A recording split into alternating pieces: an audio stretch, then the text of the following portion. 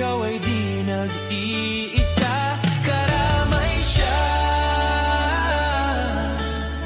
Oh, oh.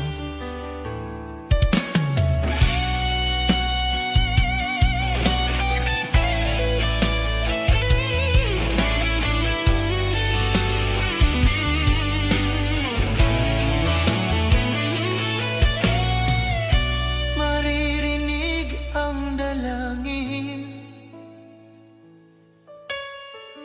ang pagsuko'y wag mong gawin.